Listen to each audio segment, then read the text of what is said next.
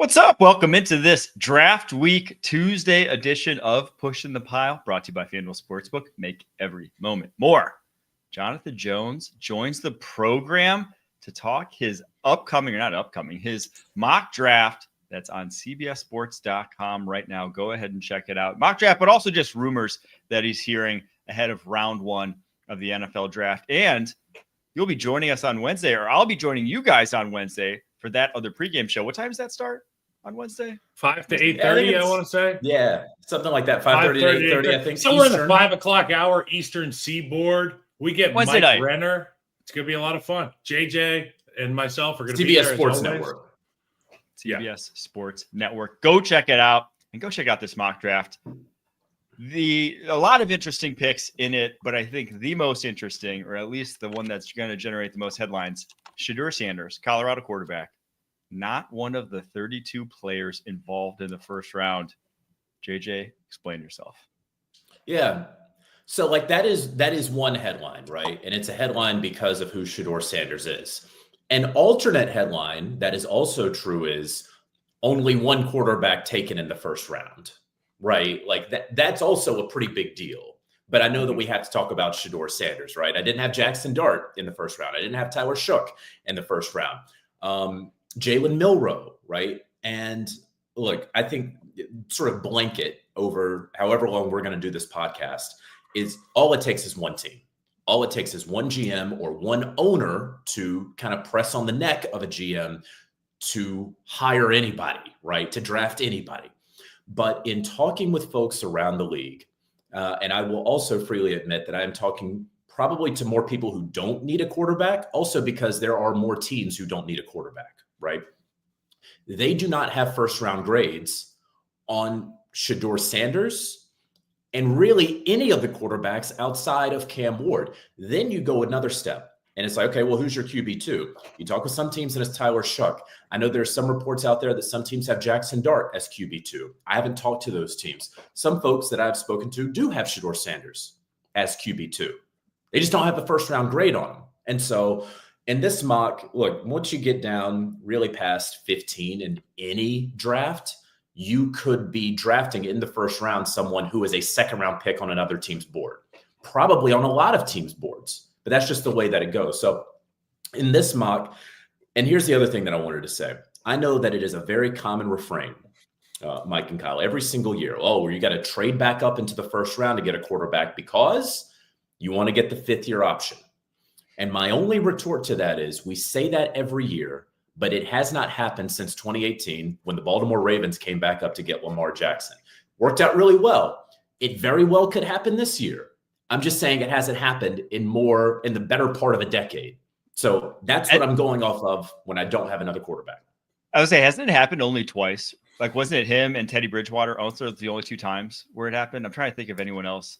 I'm not sure there's any other time where someone traded back up into the first round just to get that fifth year. Yeah. We always say it, but it's just. We always say it, and it just doesn't happen that often. And again, like there are a lot of quarterbacks. Look, at the top of the second, right? You got the Browns, and you got the Giants, you got the Raiders, you got the Saints, all picking in the top 9 of the second round. So in my mock, if no quarterback is taken, and we're going to get to it, but I'm going to have some guys come up to get some wide receivers. Those teams can still come up and get quarterbacks. That's absolutely a very realistic scenario.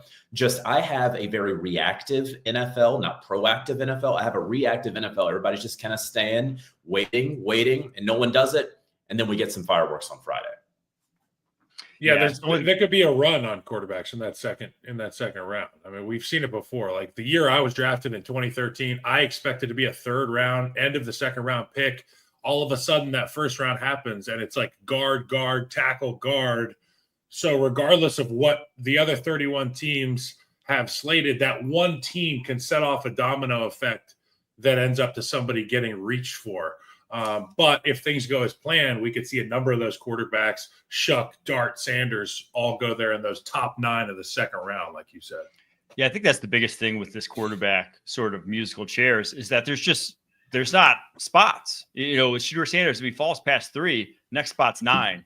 And then in New Orleans, it's like, they're in this weird sort of window where they always try to win now. And so are they going to try to play for the future with this pick? Even if, you draft them, it could be bad. You could be top 5 next year. So are they going to draft him? I don't know. Then the next one's 21. You got 12 more teams until someone would realistically want a quarterback. And it's 21. And then if it's not Pittsburgh, well, if it's not anyone else after that, those teams all made the playoffs. They all have their guys. So it could be a free fall. And the other thing is, from every person I've talked to that's a draft analyst that I respect, I can count maybe 2 people who see Shedeur Sanders as like a top of the draft quarterback. And that, out of 32 teams, and I've talked to, dozens of draft analysts, how many of them have that same sort of, grade on Shedeur? Maybe 1, maybe 2, but are those the teams that need a quarterback? If not, that's how a guy falls, unfortunately. And, so I can see it. And to that point, like, this is such an odd draft in that there's not the clear quarterback need, right? Like right now, as we sit here today, there are 2 teams in the entire NFL who do not have their week 1 starter on their roster, right? It's the Tennessee Titans, who we know on Thursday night will have their week 1 starter. Mm-hmm. And it's the Pittsburgh Steelers, yes, right? Because like Cleveland could start Joe Flacco or Kenny Pickett, no matter who they draft, right? Let's say they draft a quarterback.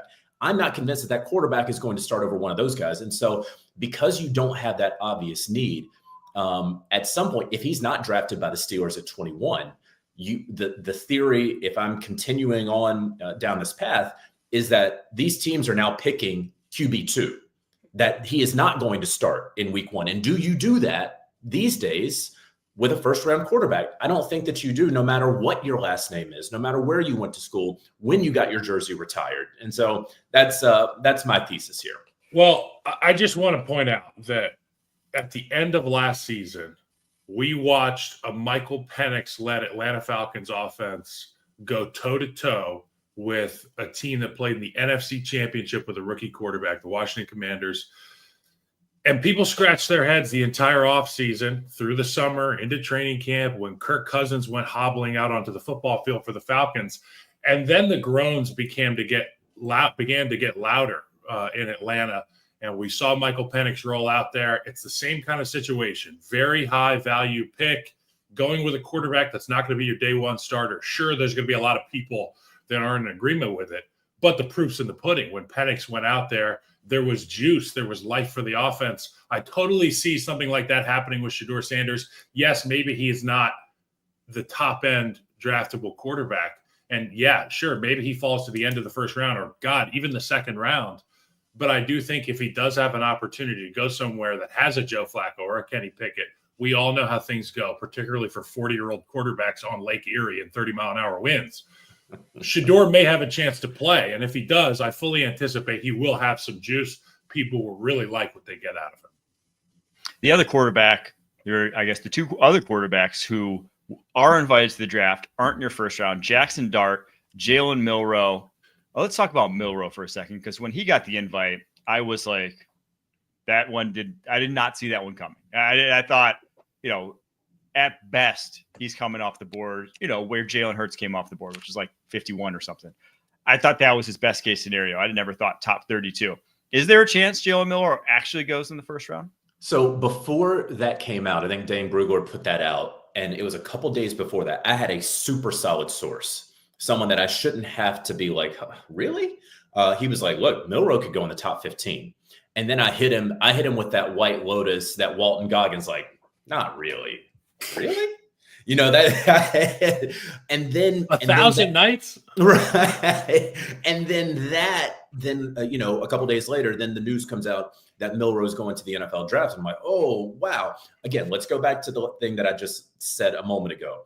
If you are drafting a quarterback in this draft, he will not be your week 1 starter so long as you are not the Tennessee Titans. So you're drafting for the future, right? If Jalen Milroe were more accurate, do you know how badly I wanted to send him to the LA Rams in Sean McVay's offense, right? Like, I think the accuracy is going to take away from him actually functioning in a McVay offense effectively. But the other thing in talking with sources around the league was that the league does not, at the NFL draft, we know that they want to make this a major event. They have made it a major event, and they want it to be there on location. So there were a lot of names in the mix that, well, that's probably a second rounder. I remember in the past, they haven't wanted guys to hang out in the green room. But if you get a number of guys who in the second round could be hanging out in the green room, not just one, now you start to insulate yourself where there's not going to be 8, 9, 10 picks where in the first round, because you don't know what's going to happen in this draft, where guys are not walking across the stage. The draft is not in Green Bay. And so that, when I heard that and learned that, that's what helped me understand, oh, that's why a Maxwell Hairston, who I have going in the late first, but could easily go in the second round, is invited to the draft. That's why Jalen Milroe is invited to the draft. Gotcha. Dude, and I do. He's special athletic. I mean, from a physical standpoint, I mean, the guy that I think of is Anthony Richardson. Like, the dude can throw the football 80 yards. He can run like a horse. He's built for battle, a true dual threat guy. But, you know, all those things that you get with time on task, shout out to Mitch Morse, will make this quarterback Milroe that much better. And he's such a specimen. It just takes reps. So whoever's willing to develop him the right way will be rewarded, in my opinion. I think that's the other interesting thing about this quarterback class is it's not like a developmental quarterback class. It's kind of the opposite. Like, it's guys who have played 4 years, but are still just like not that good or not that like impressive. Whereas Jalen Milroe is the guy who like actually has developmental tools. You know, there's not a Anthony Richardson. There's not like this high-end athlete freak guy that, yeah, you draft in the first round and hope he figures it out, the Josh Allens of the world. There is not that in this kind of tier of quarterbacks, but there are a lot of guys who, you know, Jackson Dart started for 4 years. Shedeur started for 4 years. Tyler Shucks, 26. Dylan Gabriel started for 6 years. There's a lot of guys who played a ton of football who just aren't super impressive physically. And so that's why I don't think anyone's going to really go to bat for them, because your best case scenario a lot of times for that guy is just like someone who can maybe start in the NFL, but not really provide you high end. Yeah, like that's their ceiling because they've got so many reps. Yes. All right. We're going to take a quick break. After that, going to get deeper into JJ's mock. And at the end of the show, we're going to do some of your guys' mailbag questions coming up right after this. They want to take this place from us. My family is in danger. My wife is lost to me, and I don't have time. 1923, new season now streaming exclusively on Paramount Plus. All right, so you got Travis Hunter going number 2 overall to the Cleveland Browns. People are talking about this as if it's a lock at the moment. I think Daniel Jeremiah, I saw him just say it's going to happen. So are you hearing the same thing? Is it going to happen? And then why not Abdul Carter at this spot for the Browns? Yeah, I think ever since probably right before the league meetings down in Florida, the last time I saw you guys in person, so that was the turn of the month, I've been really locked in on Travis Hunter at 2 overall to the Browns. Yesterday, I actually, look, I think we all know that during draft week, you have to take everything you hear with a hefty amount of skepticism. And so yesterday I heard like, hey, is it possible that the Browns trade back out of 2?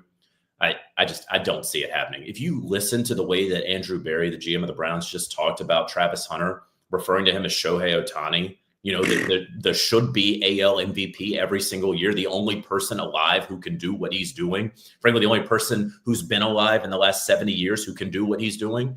Then you take that guy and you don't think twice about him. Play him at wide receiver. Look, I'm not going to pretend that I know which way to play him.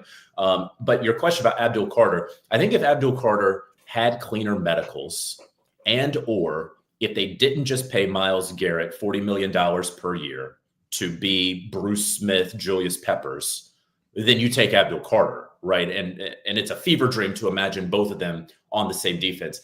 But to do that means that you pass up Travis Hunter, who is, and I'm not saying that Abdul Carter is not clean character, but as clean as they come, pro, just wants to play football on both sides of the football and fish. That's all he wants to do. He's going to come to work. He's going to play his ass off, and he's going to go home and fish, right? That's the guy that you want there at number 2. And that's why I think a lot of people say, yeah, it's pretty easy, because if I were the GM at 2, no doubt that's who I'm taking. Is Lake Erie good fishing, Kyle? Do you know? You've been on Lake? Great fishing. Okay. He's in a good spot then. I mean, you're called the Great Lakes, bro. And if you're the Cleveland Browns, it is called Great Lakes. if you're the Browns, you don't need to smoke screen, right? You're not like, why not be upfront about your intentions? You're not trading this pick. You're not, who's going number 1 overall. It's not like you need to sell anyone on anything. So yeah, I'm tend to be in agreement with you. Speaking of smoke screens though, I do not believe the Ashton Jeanty to the Jags hype that I've seen out in the ether one bit. In your read, you have him going to the Raiders at number 6 overall. Do we think it's possible that the Bears could trade up, Do we think the Raiders really love him that much? And do we think this Jaguars to Ashton Jeanty hype is real or itself a smokescreen for trade capital? It's a great question. I don't know. Could I see him going to first of all, you have a new general manager in Jacksonville and James Gladstone, who has no body of his own work to go off of, right? So we are truly guessing. I mean, we just got to be honest about that. We are guessing. Jeanty to the Raiders makes so much sense for any number of reasons. The main one being that they need playmakers, and they don't really have any outside of Brock Bowers, and so that makes sense. A couple of weeks ago when I started this, it could be Jeanty going as high as 6, and his floor was 12. And then it started to kind of go up a little bit. And then I started hearing 5 to 10. And then I heard, man, the Bears are really in love with him. And the Bears have had an aggressive offseason, right? Certainly in free agency, making the trades that they did, especially on the offensive line. I'm not convinced that they're going to trade up in this year's draft for a running back, right? Like, we've all talked about how this is a trade back draft. So a team's going to trade up for a running back who is very good, but he's not Saquon, right? We have to be honest about it. He is a very, very good running back. He is clearly the best running back in this year's draft. And I don't know, Mike, how you would compare him to Bijan, for example, but he is not Saquon Barkley. So do you trade up knowing what it would take in order to go up there and get him? I don't know. So does he go 5? I could believe it, but I like him at 6 to the Raiders. I've said this a number of times as it pertains to Saquon Barkley. Yes, he is an otherworldly talent, but that coupled with the offensive line in Philadelphia makes him an absolute Marvel character. I mean, he's a superhero. Ashton Jeanty, I feel like, would have a similar success behind an offensive line like Philadelphia. But let's be honest, those things aren't just growing on trees around the National Football League. The Raiders do have a good offensive line. It's not great. It's a good offensive line. They have Chip Kelly. They've got 2 tight ends. They can run a balanced formation with a single running back, Ashton Jeanty, that lends itself to having downfield opportunities for Geno Smith when the time comes in that offense. You talked about the floor being anywhere from 5 to 12 for Jeanty. I don't want to say I know for a fact, but I feel very strongly about the fact that Ashton Jeanty will not fall past 10.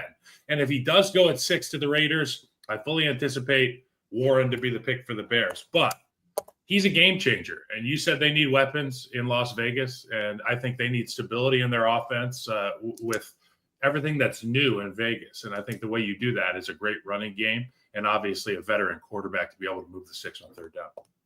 Yeah, I'm sure the Bears would love if he fell to 10 and drafted. But the problem, trading up, they ain't moving up. Seems insane because just think about it logically.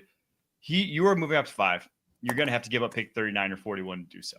So you are basically saying that the running back at 5 that I'm getting, Ashton Jeanty, is so much better than the running back I'm getting at 39 or 41, like a Travion Henderson, Quinshon Judkins, whoever, that it's worth giving up a top 10 player in this draft. You know, giving up a chance at a Kelvin Banks, a left tackle of the future, giving up a chance at like a guy who could be an impact player in your roster, that he's so much better that it's worth a top 10 pick to give up. I just don't see that. I think that's crazy. And there's other running backs, Mike. I mean, yes, that's what Ashton Jeanty's not Saquon, and maybe Omari and Hampton is not Ashton Jeanty, but like these guys are not very far off from one another.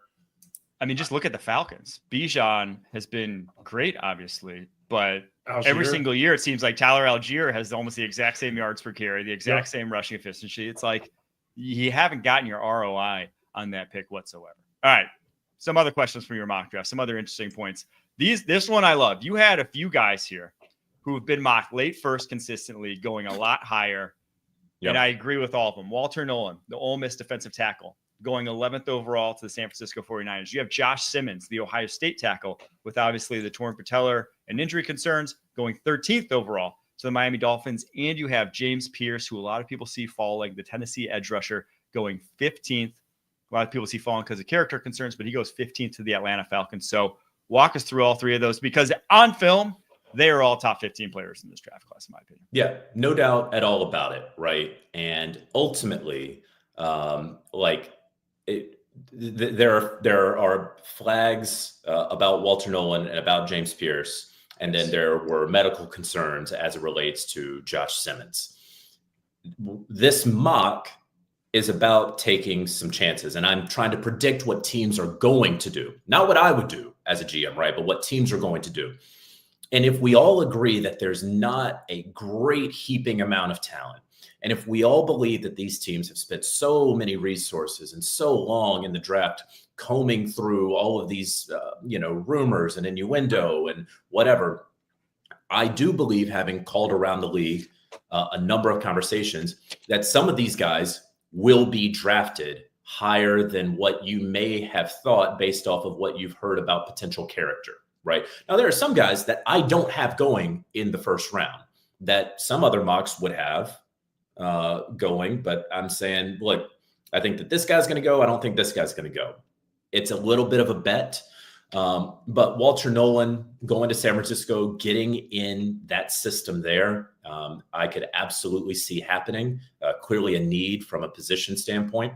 Miami Dolphins, do they believe in Paul at left tackle? Sure, right? They just drafted him in the second round last year. Simmons, though, he's sitting right there staring at you. I know they have a lot of holes. They could easily go somewhere else, a different position, but he would be the best tackle available at that point. And then Pierce. Look, I understand the concern and concerns. I do think that there are some teams out there who will be willing to take some chances. And so that's why I have him going to Atlanta there in the middle of the first. You got to swing the bat on some of these guys. And if you really, I say I mean management, ownership, decision makers in these buildings, because these are the guys, Walter Nolen and Josh Simmons in particular, that if you end up playing against them, you're like, well, shit, we could have had either of these dudes. Josh Simmons, if he is healthy, we're looking at a perennial Pro Bowl type player. I'll be honest with you. What I saw on film from this guy shows me an elite offensive lineman, somebody who loves the game and is very good. But that red flag is injury. So do you have a training room that can nurture and harbor recovery for this young man? And as it pertains to the character concerns with both these guys, not every building in the National Football League is created equally in terms of how they deal with, let's say, unique personalities. When I think about my time in Chicago, I think about George McCaskey and Virginia McCaskey, rest in peace, and the way they wanted to construct their roster to be reflective of their program, their franchise. And then I think about Kansas City, the Chiefs.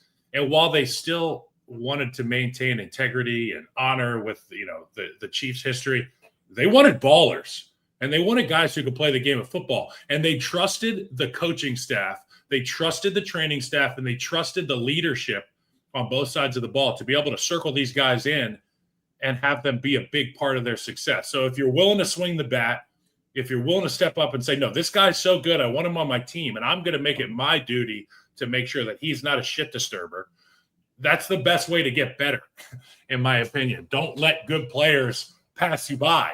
Darnell Wright got drafted by the Bears, and I love Darnell Wright. I think it's the right pick. Jalen Carter obviously had a ton of stuff going on off the field, and there were a ton of people that said, I don't care what happened off the field. Have you seen him rush the passer? Have you seen him take on a double team? I understand that, but for the Bears, it wasn't right. But now every week you see Jalen Carter getting 4 or 5 pressures, and you're like, shit, he could have been ours. But it comes down to your personal decision. You got to swing the bat. Yeah, to put some context to all three, we talked about James Pierce, and obviously the quote was a Tennessee staffer was asked, if you could go to the NFL, would you want him on your team? And they said flat out no. Obviously with Josh Simmons, torn patella against Oregon, it was midway through last season. It's a big injury, TBD on his recovery and how it will go into next season.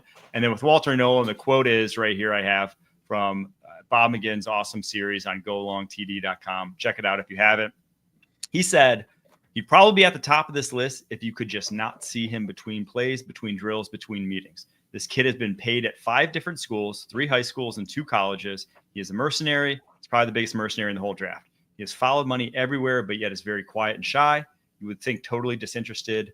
You wouldn't think he's hearing a word the coaches are saying to him. But when the ball is snapped for 4 seconds at a time, he's really talented, really gifted. So that's and just real quick on that, right?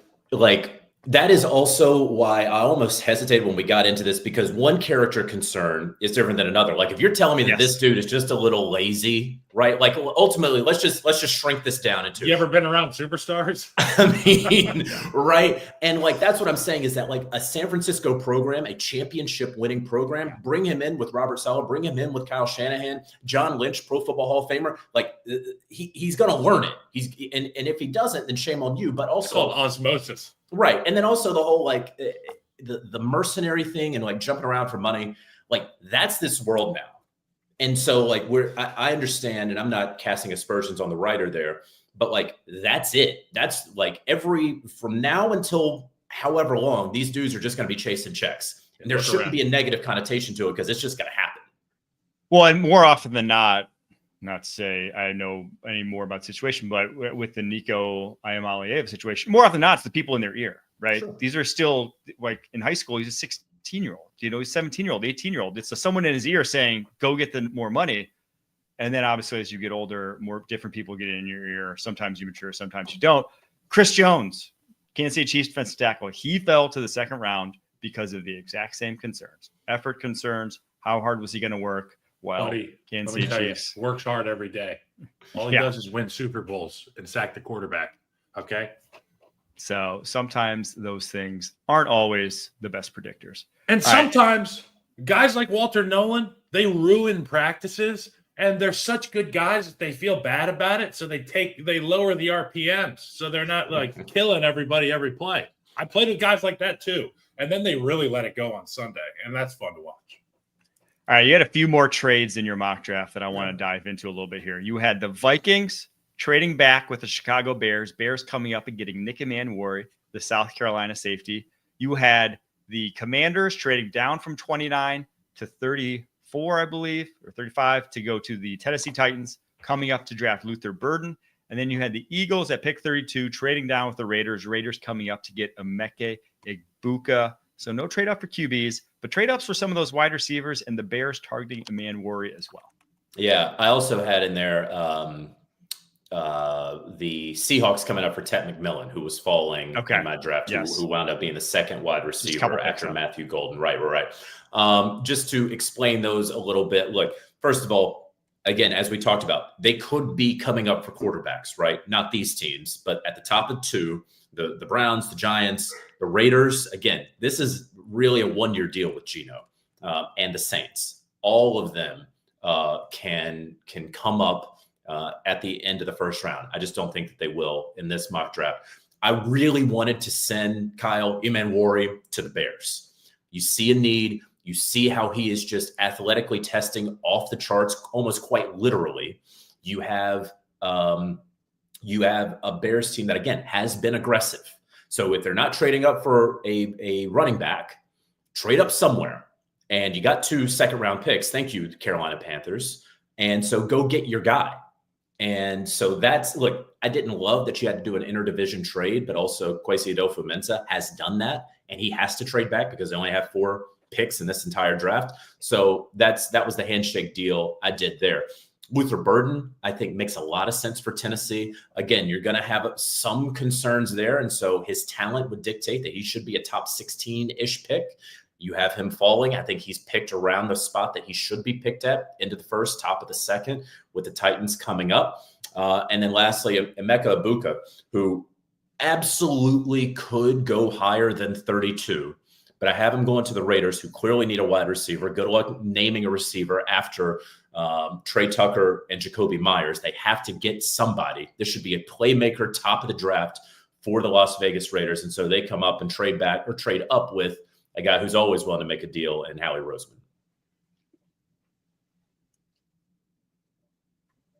Do you think, so if you have 4 wide receivers going in this first round, mm-hmm.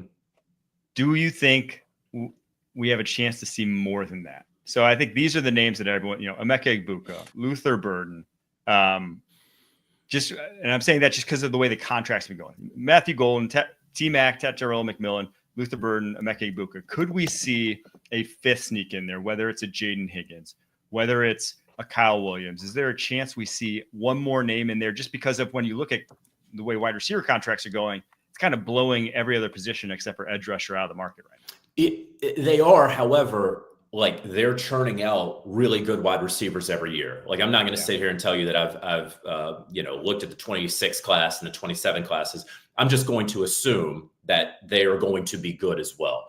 The other thing is my mock, I went heavy offensive and defensive lines because we just watched the Super Bowl.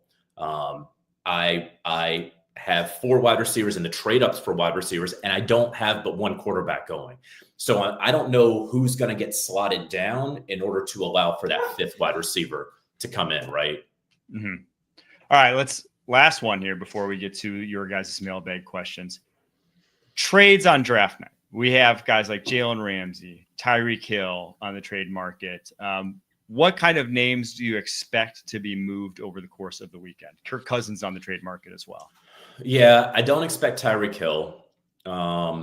I could see a Jalen Ramsey. If it's going to be a Jalen Ramsey or Kirk Cousins, those 2 teams have been discussing it for a little while because Miami and Atlanta, they're gonna have to eat some of the contract, right? And so that's how palatable is that going to be? Also, you're not getting a first-round draft pick for either one of the guys, so it doesn't have to be done on Thursday, right? It can be done at any point on Friday. Frankly, it could be done at any point on Saturday morning as well, right? And so, there's a Mark Andrews that is hanging out there that you could see. I've never really believed that Trey Hendrickson would get dealt. Things have gotten kind of quiet there. Hopefully he gets paid because certainly he deserves it, but I don't know that he's going to wind up getting dealt. So here's the name. Will Levis. Okay. I think that Will Levis can absolutely get dealt at any point over the weekend, right? I mean, they have seen enough over the last couple of years. You know what you have in him. You're bringing in Cam Ward, and because how much have we talked about how not good this quarterback class is, right? So if you can obviously you'd want to send a 6 for Will Levis. You may have to send a 5 for him, but Will Levis will be a better quarterback than any quarterback you take in the 5th round this year. He will be a better quarterback than any quarterback you take in the 4th round. And we could maybe keep going up. I'm not going to have that argument, but yeah, I could see Will Levis going this weekend. Okay, interesting. All right, we're going to take a quick break. After that, your guys' mailbag questions coming up right after this. The clock never stops. Relive the greatest moments with uninterrupted highlights and more. It's Gareth Bale! Ronaldo! Wonderful goal! On the UEFA Champions League channel. Streaming free. First mailbag question comes from Joe Pape. Says, how different would the top of the draft look if the order was the same as it was entering week 17? So that order was Giants, Patriots, Jags, Browns, Titans. Quite the difference from what it is now. I think we would have seen different decisions made up to this point. I do not think the Giants would have, both Russell Wilson and James Winston on the roster. And I think they'd be going Cam Ward. I think Carter Hunter are still your 2-3 in whatever order. Patriots probably going, that one's tough. They're going one of them. Jags going the other, whichever one's on the board. I think the Browns then at 4. Obviously, if they're not drafting Shedeur at 2, I don't think they would be drafting Shedeur or Dart at 4. I think they probably would have seen it the same way and gone Mason Graham to add to their interior defensive line. Maybe Tyrell McMillan at 4. And then the Titans, probably Will Campbell coming off the board here, or one of those offensive linemen. They may have played it a little bit differently, their free agency, to go do that. But that's probably how I would have seen it. Yeah. First of all, it's a really good question. I would definitely say the Giants are not signing those 2 quarterbacks. Completely agree with you. They're taking Cam Ward, number 1 overall. The Patriots may be trading back because they still need a tackle, right? Is that too high for Will Campbell at 2? Obviously, they're picking him at 4.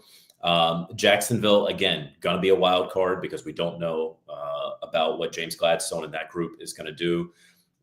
Cleveland may try to get up for Travis Hunter. Like if we believe that he is a no-brainer lock at number 2 and they won't trade out, why wouldn't they trade up for him from 4 to 2? Yeah. And then Tennessee right? Didn't they paid a tackle? This was it Dan Moore, right? And they paid a guard, right? And they had already drafted J.C. Latham, Moore, right? So, is it a Membu where they never paid Dan Moore to begin with? Yep. Yeah. We love Membu around these parts, but I'm a big Membu guy. Speaking of which, here's a good question for you, Kyle. Lucas Klein asks, how would you rank Armand Membu and Will Campbell compared to the other top tackle prospects from the past few years? For example, would you take them over past prospects such as Rashawn Slater or Tristan Wirfs without taking their pro careers into consideration?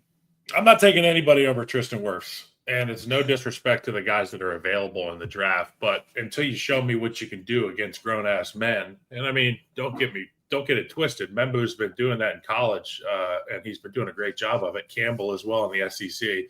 Tristan Wirfs is rarefied air. He's an anomaly. He's an enigma, and so is Penei Sewell in Detroit.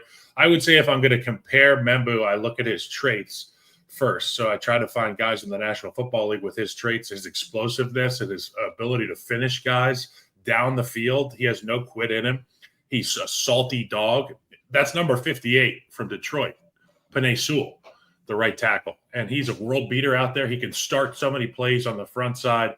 He also does a fantastic job of cutting off on the backside of inside or mid-zone plays. That's where the home runs are. If you can get the backside defender blocked, I think Membu really invites that challenge. Campbell, I'm not sure because, to be quite honest, there's times where it looks like he's getting beat a lot early in the down, and then he finds a way to recover, and he gets these college guys blocked. And that's what stood out to me in an impressive way about Will Campbell, his competitiveness, his ability to recover. And that's such a big ability in the NFL because these guys get better when you get to the league. So however he figures out how to win more often early in the down, that'll help him out. But I don't have an exact comparison for Will Campbell. But Membu is a Sewell type. The frame reminds me of that. And when you talk about Rashawn Slater, his front squat was so great coming out. And I always look at front squat as a real indicator of true raw strength because it's core strength. It's everything. It's not just putting the bar on your back. You have the bar on your chest. You have to be upright. It's a different kind of strength. All right. Here's how I would have done it. Since 2020, since that worst class, I would have had the top prospects I had Penei Sewell as the top guy over that span. I had Joe Alt as my number 2. He was just the cleanest tape you'll see at collegiate level. Andrew Thomas at 3, Tristan Wirfs 4, Olu Fashanu 5, Rashawn Slater 6, Charles Cross 7, and then I would put whoever you want as the top tackle in this draft class. Like those guys, and I really love Charles Cross. How about left and right though, right? Penei Sewell, like if you were a GM, like Penei Sewell was only played on the right side, right? Well, he was left coming out. Right. Left at Oregon. So, but now he's, But they had Taylor Decker, so they didn't have an option. They just wanted best O-lineman available. Right. So if you just want right tackles, I mean, the only guys on this list that played right tackle was Tristan Wirfs. Everyone else was a left. It's just uncommon. And that's, I think, why Wirfs fell. There was like more of a knock on that when he was coming out about a guy who's only played right tackle. Now, Tyron Smith was only a right tackle at USC too. It's happened a few times over the years, but more often than not, guys are left tackles coming out that are your top guys. So Membu, and the fact that not only did he only play right in college, but he only played right in high school as well, is going to be an interesting sort of, I guess, case study about how he works out and where he goes in the NFL. Mike, I got a quick question for Kyle here from earlier. He had mentioned, he was talking about the Bears, and he was like, look, who'd you say you wanted, Kyle? You wanted Jeanty or you wanted Tyler Warren? Okay. What happens, Kyle, when Jeanty is gone? He's taken 5 or 6. And at 9, the New Orleans Saints say, oh, hey, Chris Ballard, let's make a deal. Let's trade back. Chris Ballard comes up and gets his big old tight end. And at 10, the Chicago Bears do not have an Ashton Jeanty or a Tyler Warren to draft. You got to go get the offensive tackle that you deem appropriate and whoever's available. It may be player number 1 of the tackle position, depending on what the Patriots do, depending on what the Jets do. But whoever's left in that crew, you go get your offensive tackle. So I actually had that scenario in the Establish the Run mock I did yesterday, and I went Colson Loveland because I don't I think a lot of the same stuff Tyler Warren could do.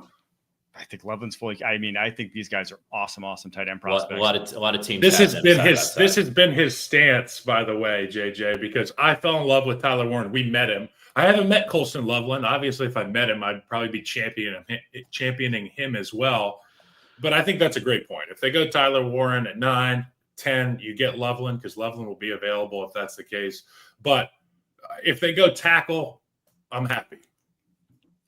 All right, next question comes from Browntown714. It says, Walter Nolen, Kenneth Grant, and Derek Harmon are all over the place on mock drafts. Can you highlight their weaknesses and strengths? Who would you rather have on your team? It's interesting because they are 3 distinctly different defensive tackles, in my opinion. Grant is your kind of prototypical long nose tackle.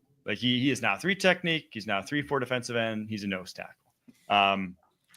And probably more of a 2-gapping nose tackle at that, but obviously an interesting body type with how tall he is at the nose. Derek Harmon's your versatile, he could play 3-4 defensive end. He could play 3 tech. He could really do 2-gap, 1-gap. He's much more of your prototypical size, length, height, all that. Whereas Walter Nolen's then 3 tech, pure 3 tech only. Not to say he's a bad run defender. I think that kind of connotation comes with calling a guy 3 tech only, but he's much more of your undersized B-gap player, get up the football field, get 1-gap sort of scheme. So those are they're 3 distinctly different types of players. And so depending on what you want for your defense, you could have one higher than the other. I truthfully, just because of the natures of those positions and just what I see on film, I have Nolen and Harmon so much higher in my boards. I think I have Harmon 9, Nolen 12, Grant in the 40s, just because I don't think he's the type of nose tackle that's ever going to be a Dexter Lawrence at the nose. There's just so few nose tackles that are worth, $25 million a year contracts, just because it's hard to rush the passer consistently with all that it takes to play that position. So that's where I'm at on all 3 of those guys. And Mike, so you just broke it down perfectly on film and on the field, right? What we talked about earlier with Walter Nolen, there's a reason that some mock drafts have him at 11 to San Francisco and some don't have him in the first round, right? Mm-hmm. Kenneth Grant, who I think a lot of people would say is certainly below Derek Harmon on the field, is clean. And where you have a Derek Harmon, I had heard in sort of my collection of sourcing and information that he could fall due to some sort of medical issue. I don't know what that is, not prying into that at all, but that's a reason why I had a guy that initially, when I was going through, I was like, oh man, I got to have him in the first round. And I started hearing a little bit. It's like, okay, well, if he falls, then that's going to be why. So to answer the question in another way, you're seeing such a wide range because there are flags of a different sort versus the type of player that is being evaluated. Okay. I want to point this out. So Trey Smith got drafted, and we talked about this last week, by the Chiefs, and there were people that said this guy isn't he has a serious heart issue that has come up on a multitude of medical evaluations, but they love the way he played football. And I feel like sometimes it's like when your dad's talking to you about meeting the one, and it's like when you know. It's like, dude, just go talk to her. Just bring the guy in. If he can play football, just bring him in. So, I mean, like you said, everybody's got different red flags, but find what works for you. And, you might have to massage the conversation upstairs in your building a little bit, but bring this guy in. We promise you can play football.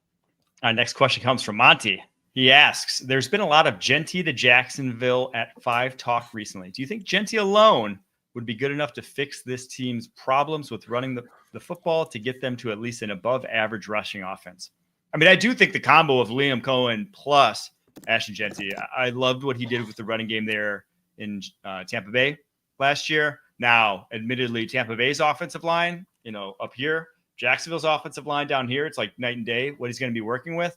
But I do think when you have a good play caller, it can give you much higher floor in the running game. And I fully expect them, if they did have an Ashton Jeanty behind him, yeah, I would bet they'd be a top 10 rushing attack in the NFL next year. It's a great way to help Trevor. Here's I'm going to go through my draft notes on Jeanty, who, again, full-throatedly, I want to say he is the best running back and should be a top 10 pick, okay? The knocks were His arms are short, so he doesn't have a big catch radius. If you're talking about how he can be different, right? When I say he's not Saquon, I'm saying he is not the best running back in the NFL. They didn't use him a great deal out of the backfield as a ball catcher, as a route runner. So you don't know how well he can really do that. You go back and look, he didn't catch that many passes. You look at who those explosive runs were against versus who they were not against, right? When Boise State played the big boys, how many of those 50-plus yarders did he break all versus when he played the smaller boys? And so those are just a couple of knocks that I've heard on Jeanty that just kind of has people say, hold on, he's really, really good. But is he a gold jacket guy? Hold on. I'm right there with you. That's just like the hype has gotten out of hand. I thought he was going to be a top 10 pick, but people trading up for him, Jags at 5, this has gotten out of hand, especially with this class. The class is so good at running back. Just you don't need to do it. All right. Next one comes from Chad Wishbone. He asked over under 3.5 trades on Thursday night. JJ, this one's over. Love it. Over. Because here's what I think is going to happen.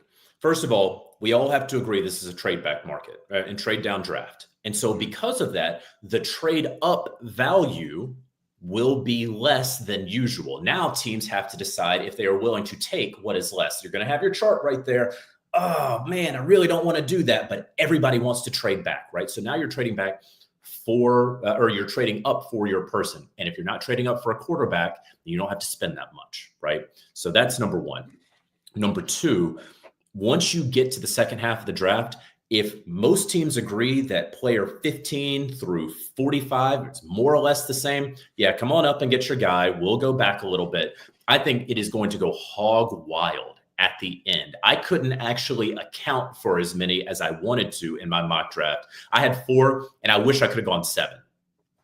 I agree with you that anyone in the 20s, all those playoff teams that are, mostly analytically driven front offices, they're going to be like, oh, you want to come up from 32? You want to come up from 34? Yes. Like all day, every day. The guy at 24 is not going to be different than the guy at 34 on pretty much every board. Like it's just, that's where the draft becomes a jumbled mess. I mean, it becomes a jumbled mess after pick like 3, but it really is a year where evals are going to be all over the map on this class. Next question comes from Ed Holinsky. In your estimation, do the teams with the most picks face the most risk of screwing up their draft?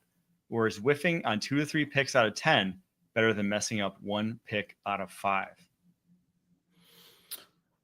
I mean, I saw this question yesterday, so I was able to kind of digest it.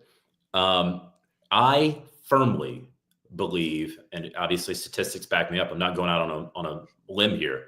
The draft is such a crapshoot.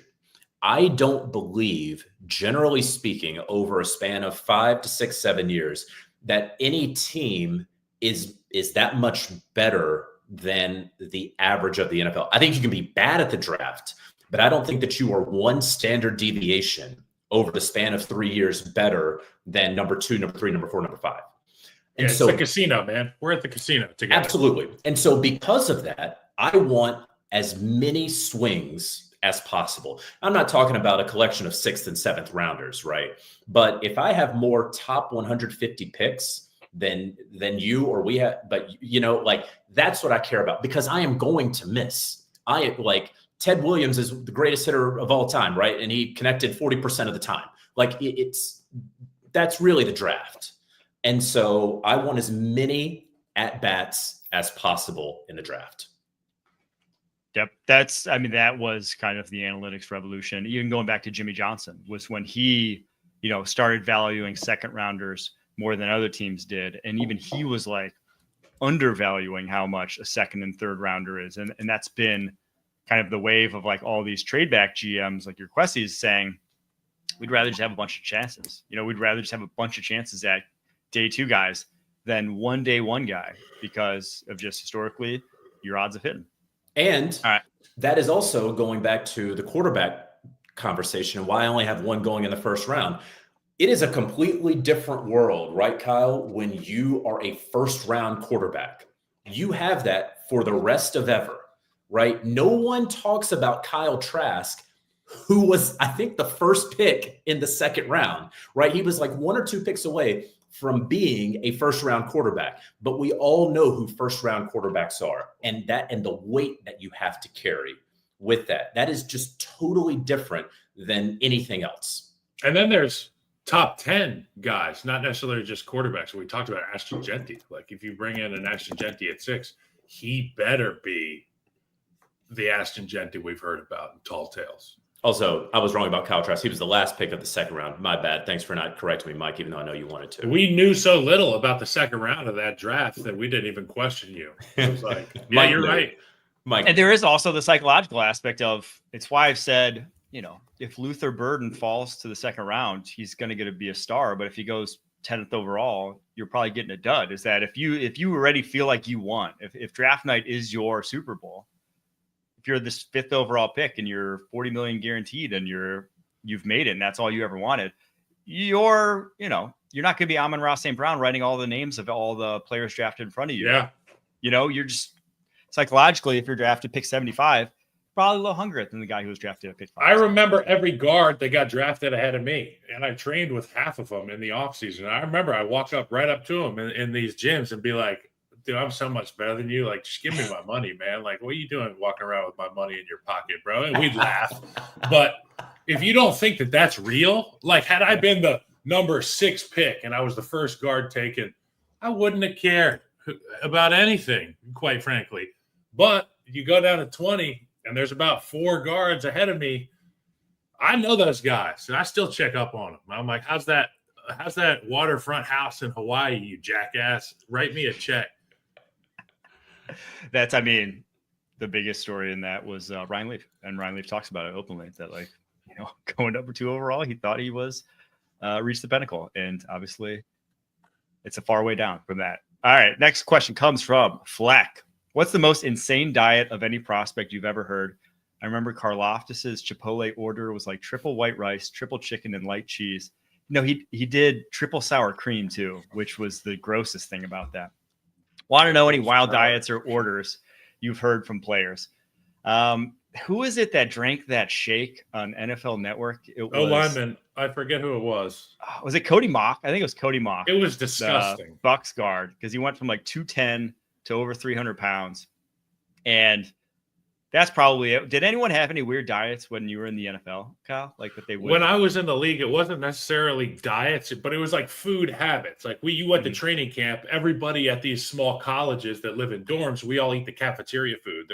We're not going to Steak and Shake down the road. It's all, but if you have enough bread, and by bread, I'm not talking sustenance, I'm talking cash money. Like a guy like Jay Cutler had 2 refrigerators and a freezer in his dorm room, and everything had to be, raw ingredients. Well, he was drinking raw milk in 2014. You know what I'm saying? But like some guys are just like that, and they get a hold of some money, and they get a personal chef or they get a nutritionist, and it just goes, crazy land, la la land. Last question here comes from Peasy. They asked, did the Bears address enough in free agency to go best player available at 10? Or do you still think there are needs that need to be addressed? Attack the trenches in the first round.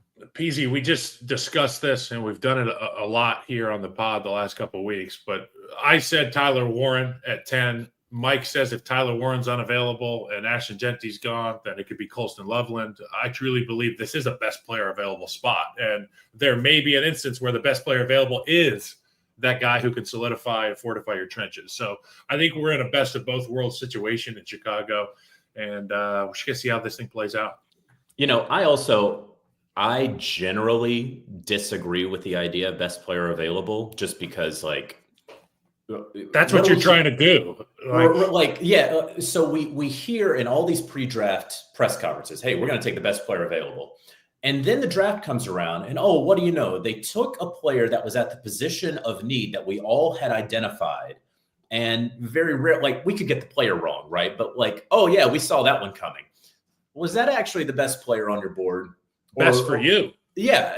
And so the idea of best player available is truly yes, the best player that also fits a need that we have, right? And they never say that. They want you to think that they're just taking dogs out there.